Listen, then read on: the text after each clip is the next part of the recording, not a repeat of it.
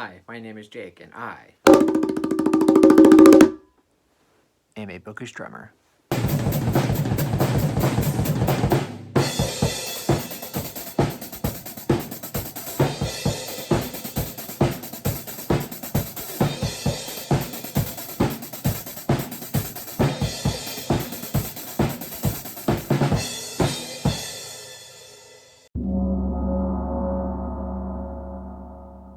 So for this video, I'm going to be discussing movies that are better than the books. Now, I know for a lot of people that can be sort of a sacrilegious statement. For a lot of people, the books are always better than the movies. But for me, there's a lot of movies that are just as good as the books, and there's a lot of movies that are even better than the books. And I'm going to try to give some examples. I'm not going to do like a top 10 list or anything for this video. It's just going to be more of a general discussion of examples of movies that are better than the books, why they're better, why I think they're better. And of course, all of this is super subjective. You can have your opinions.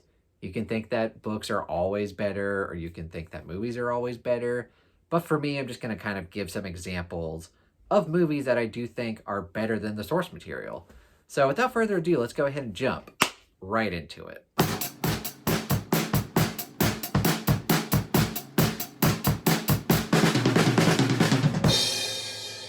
So first off, I wanted to quickly mention that I do already have a video about Stephen King adaptations that are better than the books, better than the source material. So I do have a video on that. I won't go into too much detail, but I will quickly mention that, there's movies like The Shawshank Redemption, just one of the all-time best movies, and Green Mile, and there's a couple of other ones, The Shining, for example, which I know, very unpopular opinion. But like there's a lot of Stephen King movies that are just flat out better than the source material. And if you want to go into more detail about why I think that, I have this video because I know Stephen King channel, everyone's going to be thinking about like, what does Jake think about the Stephen King movies? Well, there's a video for that, but I'm going to go into a bit more about some other genres. So one of the main complaints about why books are better than the movies in general is because in the movies, you're never going to get the author's exact replica of what the story is. They're either going to have to change a couple things, they're going to have to cut some things out. The beauty of making a movie, though, is figuring out exactly what to cut and figuring out exactly what to change. Sometimes it does not work, and sometimes in hilarious fashions where you just completely change the author's story or a character in its entirety, and it just does not work. There's lots of examples of that. But it is the rare example of a movie director or like a movie studio just taking a source material, changing it and altering it in a way where it actually improves upon the story. And that's kind of what I'm going to be talking about today. And I think for me, generally, when I think of movies that are better than the books, better than the source material, the main two genres I look to for that, or the main genres that keep popping up for me are like, okay, what genres of movies are like usually better than the books? For me, that's one, horror, and two, sci-fi. Now, again, I've already talked about Stephen King, but just going back to more even classic examples, there's lots of horror movies that people don't even know were originally books. And, I grew up watching horror movies, so for me, there's just a big distinction of like, oh, this is movies and this is books. But then growing up, just realizing that a lot of these classic horror movies that I watched growing up are actually based on novels. So there's lots of examples of movies that I watched as a kid that when I went back and tried to read them as adults, they just don't live up to it. And there's just something about watching a horror movie, watching it unfold before your eyes, that can be really terrifying and just really get under your skin, or just get like a visceral reaction out of you that sometimes a book can't really replicate. So some clear examples for me would be stuff like The Exorcist, which is just a classic horror movie. And in this case, the director was actually the author. So that just makes sense. And if you read the book, it's basically the movie. Like it's pretty much beat by beat exactly what it is. And there's other examples like Psycho. A lot of people don't know Psycho was originally a book. And of course, Psycho, classic Alfred Hitchcock horror movie. Fantastic. You go back and read the book and it's not bad, but it's nothing like the shower scene on like in real life, like watching it, because Alfred Hitchcock is just a master. And reading the book, it's good, it's fine. It's just nowhere near as good as the movie. And then there's other examples like Jaws.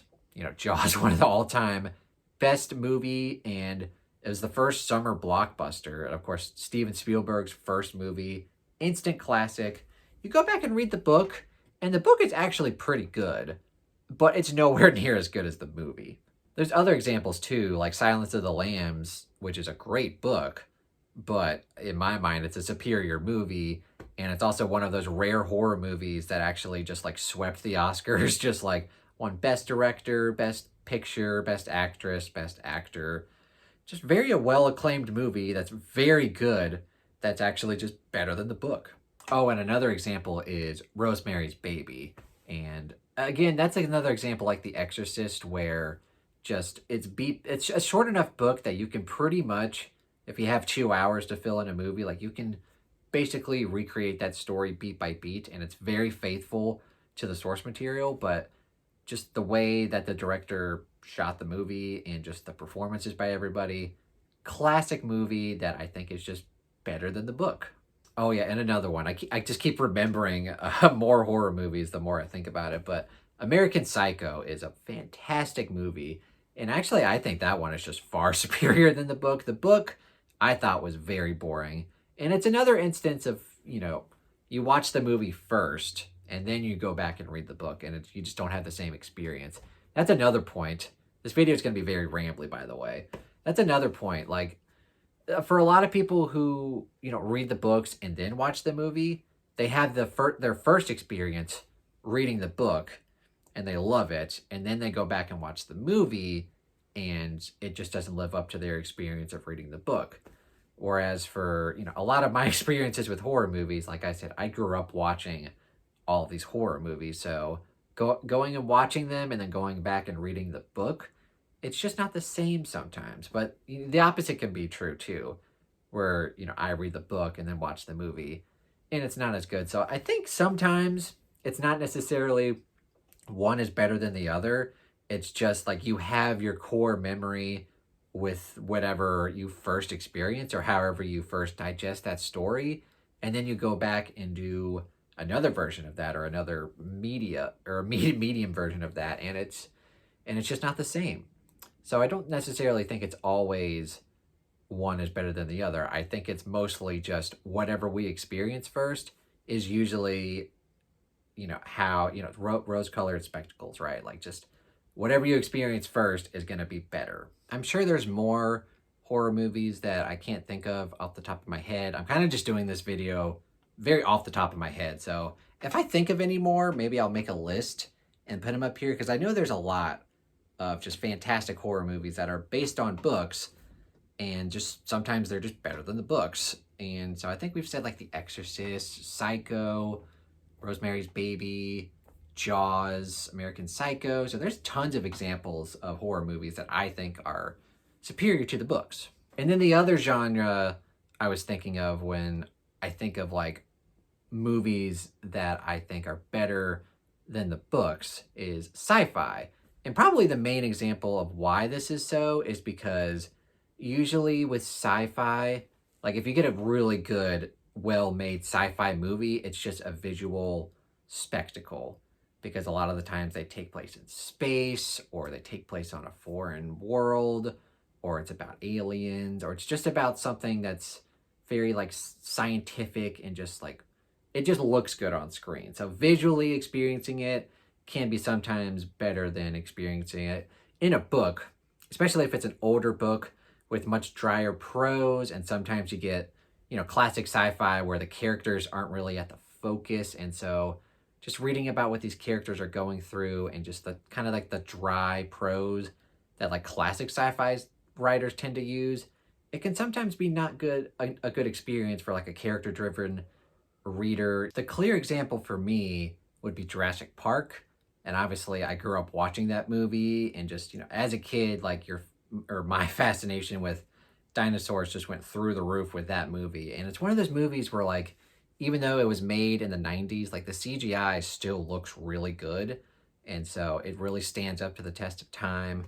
and just one of the great, adventure movies of all time. So Jurassic Park, it was obviously inspired by Michael Crichton's book Jurassic Park, and I love Michael Crichton, but that book just, even though it's a great book, it just doesn't live up to just actually looking at the dinosaurs on screen on a movie.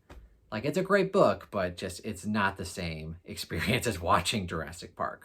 Another clear example for me is the movie Annihilation versus the book Annihilation. The movie I actually got to see in theaters, and it was just one of the most eye-opening experiences, like for a sci-fi movie. Like, actually going to the theater and like watching the ending of that movie, just it's unforgettable. Just like the imagery that the director like imposed on me, and just the visual spectacle of it all. And the book, was good, but again, just I think it's just the visual component to a lot of the sci-fi stuff, because a lot of the sci-fi stuff that you read in books is just, even though it can be like either like near future or just something that could feasibly happen, it's kind of hard to wrap your head around it sometimes, and it can be a little bit more difficult to imagine it inside your head. But when you go and watch a movie, you don't have to worry about that. You can just watch it and like look at it and it's awesome. So yeah, definitely Annihilation is a perfect example of like a perfectly, good book. Like, it's a decent book, but just watching it all unfold on screen, like Annihilation is just like an awesome sci-fi movie. So I might be cheating with these next couple of examples, these next sci-fi movies I'm going to talk about, because even though they are based off of books and I think a novella, I haven't read them yet, but I can only imagine that the movies are still better. And I've read other books by these authors, or I've tried to read them at least. One of them is 2001 Space Odyssey, which is one of my all-time favorite Stanley Kubrick movies. He's probably my second favorite director, just behind Tarantino, who is obviously just the best, right? But yeah, 2001 Space Odyssey, fantastic movie, very trippy, and again, like the CGI, even though it was made in 1968, it's still like a fantastic looking movie, and just it's a visual spectacle, and it's just incredible. But I can only imagine that the book, I can't imagine it living up to what the movie is. And it's by Arthur C. Clarke, who I know, it's one of the most beloved sci-fi writers of all time. I think I've read one or two of his books, or I've at least tried to. But again, it's just one of those examples of like a sci-fi writer just having very dry and analytical prose, and the characters aren't really in the forefront. It's not really about them. It's about like the idea, and it just doesn't work for me as well. But obviously the movie 2001 Space Odyssey, instant classic, and I love it, and I can only imagine that it's better than the source material. Another example of this is Arrival, which is by the author Ted Chiang, and I've actually tried to read one of his books. He's like a more of like a modern sci-fi writer, and he's known for writing like sci-fi short stories and novellas. I tried to read one of his newer ones, Exhalation, and I just really couldn't get into his writing style. I know a lot of people love him, and he has inspired, I think he's inspired a few movies, definitely Arrival. And the novella that Arrival is based off of, I have not read it, but I can only imagine that his writing style is very similar to what Exhalation was, and I really didn't enjoy it. But Arrival is just one of the most, it's just one of the best sci-fi movies ever made. And again, it's another example of like me going to the theater and watching it unfold in front of me in big screen, and just one of those unforgettable movie experiences. Just was incredibly moving, and just the visual spectacle of it all was fantastic. And I can only imagine that the movie is just far superior than the novella. And of course, I can't really make a video about this topic without going into these movies and these books, and this definitely delves into more fantasy. So we're going to jump into Lord of the Rings, which I watched those movies a lot when I was a kid, and I loved those movies. And then, go back to try to read them as an adult, and, they're good books. Like, I actually really enjoyed the first book. Books 2 and 3 were fine, But man, just the movies are better. And I know a lot of people, a lot of Tolkien fans would just highly disagree with it because, Tolkien is God to them. And just all of the Tolkien writings, especially, The Hobbit and Lord of the Rings and Silmarillion, like that's just precious to them. And of course, Peter Jackson, in my mind, did a very good job taking that story and just condensing it and making it a visual spectacle and just making it very watchable and very enjoyable. Enjoyable? Is that a word? I don't know, enjoyable. And, you go back and read the books and it's good, but the writing style is dated and it's not, I won't say it's not great, but it's not what a lot of people look for in prose nowadays. And just there's a lot of random songs and, friggin' Tom Bombadil, which, I'm glad he wasn't in the movies. Good Lord. But yeah, just, I know a lot of people love those books, but for me and for, a few other people, the movies are just better. And I'll probably get some hate comments about that. You can comment down below, tell me how dumb I am. But for me, the Lord of the Rings movies are just better and they're more digestible than the books. And then you can get into the topic of like TV shows.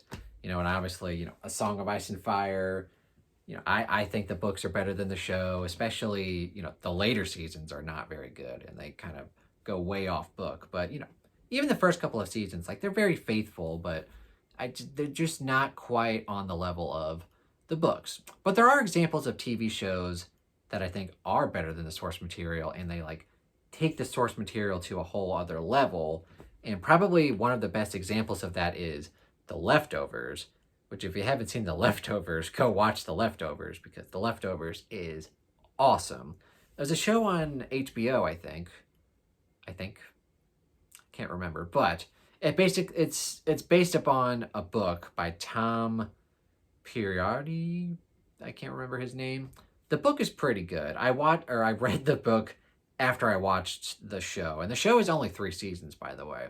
Season 1 is basically based off of the book, and then it kind of just goes from there. Seasons 2 and 3 are off book, but it's so good. And the ending is just one of the best endings to a television program I've ever watched, and it's just better than the book.